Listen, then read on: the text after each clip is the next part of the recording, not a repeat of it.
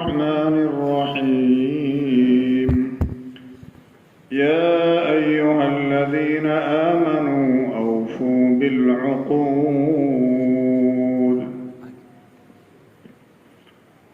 قرآن کریم کی اس آیت میں اللہ رب العزت ایمان والوں سے مخاطب ہیں اور ارشاد فرماتے ہیں کہ اے ایمان والو، اوفو بالعقود، جو عقد و پیمان کر چکے ہو اسے پورا کرو۔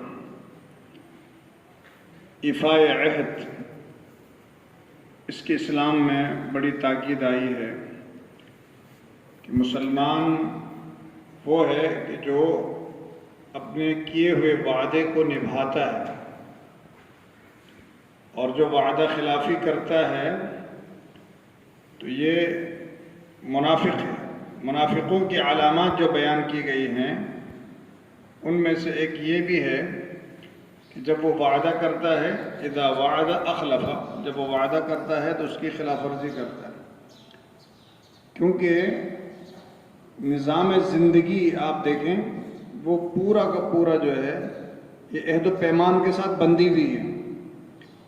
یعنی آپ کی زبان پر بھروسہ کر کے بہت سارے لوگ آپ کو کوئی چیز دے دیتے ہیں، آپ کو لینا دینا، سارے معاملات زندگی روزمرہ کے آپ غور کریں وہ سارا ایفاء عہد پر ہے۔ یعنی آپ کو اگر آپ کا ساتھی یہ سمجھتا ہے کہ آپ وعدے کے پابند ہیں تو آپ کے ساتھ تمام معاملات کرے گا، اور اگر وہ یہ سمجھے کہ وعدے کا پابند نہیں ہے تو کوئی بھی معاملہ آپ کے ساتھ نہیں کرے گا۔ دنیا جو زندگی کے جتنے معاملات ہیں اس کا تعلق ایفاء عہد کے ساتھ۔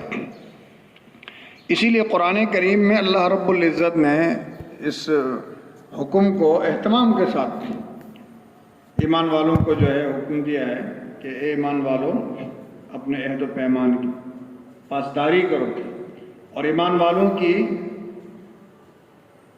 نشانی بتائے گئے، والذین یوفون بعہد اللہ ولا ینقضون المیثاق۔ ایمان والے وہ ہیں کہ جو اپنے عہد و پیمان کی پاسداری کرتے ہیں، اس کو توڑتے نہیں۔ ایک اللہ کے ساتھ ہمارا عہد و پیمان ہے، اور ایک بندوں کے ساتھ عہد و پیمان ہوتا ہے۔ اللہ کے ساتھ ہمارا کیا عہد و پیمان ہے کہ ہم نے عالم الست میں اللہ کے ساتھ ایک وعدہ کر چکے تھے۔ اللہ نے جب تمام روحوں کو پیدا کر کے پوچھا، الست بربکم، کیا میں تمہارا رب نہیں ہوں؟ تو سب روحوں نے کہا تھا بلى، اللہ آپ ہمارے رب ہیں، پالنہار ہیں آپ، اور ہمارے خالق ہیں، مالک ہیں، ہم تسلیم کرتے تھے۔ اس کا مطلب کیا ہوا کہ جو تیری چاہت ہے اس کو پورا کریں گے، جو تیرا حکم ہے اس کو ہم مانیں گے، یہ تسلیم کر چکے ہیں۔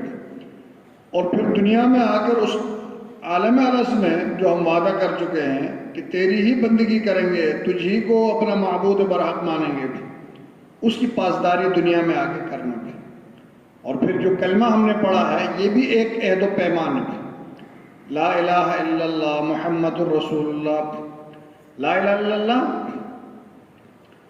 یعنی اللہ کے ساتھ کسی کو شریک نہ ٹھہرانا، محمد الرسول اللہ، محمد صلی اللہ علیہ وسلم کو اپنا نبی برحق سمجھنا، اور آپ کی تعلیمات کو اپنے لیے نجات کا سامان سمجھنا، اور آپ کی ہدایات پر عمل کر کے کامیابی حاصل کرنا۔ تو یہ اس کلمے کے اندر جو ہے وہ ہم نے یہ بھی عہد و پیمان کیا کہ اللہ کے ساتھ جو ہے کسی کو شریک نہیں ٹھہرائیں گے، اور حضرت محمد صلی اللہ علیہ وسلم کے تعلیمات کے مطابق ہم زندگی گزاریں گے۔ یہ ایک عہد و پیمان ہے۔ اس لیے ہمیں اس عہد و پیمان کیا، یہ بھی اسی کا حصہ، ہم روزہ رکھ رہے ہیں چونکہ ہم مسلمان ہیں، ہم نے عہد و پیمان کیا ہے کہ تمام شریعت کے احکامات کو ہم پورا کریں گے۔ اس میں روزہ بھی ہے، اس میں زکوٰۃ بھی ہے، اس میں نماز بھی ہے، یہ ساری چیزیں۔ بہت سارے جو عرب غیر مسلم تھے ان سے کہا جاتا تھا یہ کلمہ پڑھ لو، انہوں نے کلمہ پڑھنا تو آسان ہے لیکن کلمے کے پیچھے جو کچھ کرنا ہے یہ بڑا مشکل ہے۔ یہ عہد و پیمان ہے، یہ صرف کلمہ پڑھنا نہیں، اس کلمے کے پیچھے ایک بہت بڑی جو ہے وہ عہد و پیمان ہے، ایک زندگی ہے، یہ بہت مشکل ہے۔ اسی طرح جیسے ایجاب و قبول ہوتا نکاح میں کہ میں نے قبول کر لیا، تو اب اس قبول کے پیچھے ایک بہت بڑا وعدہ ہے کہ ہم اس کے تمام اخراجات پورے کریں گے، ضروریات پوری کریں گے، تمام چیزیں اس میں چھپی ہوئی ہوتی تھی، یہ بھی عہد و پیمان کا حصہ ہے۔ تو زندگی میں بہت سارے مواقع ایسے پیش آتے ہیں جس میں جو ہے وہ عہد و پیمان اگر پورا کیا جائے تو اس سے آسانی ہوتی ہے، اور اگر عہد و پیمان کی رعایت نہ کی جائے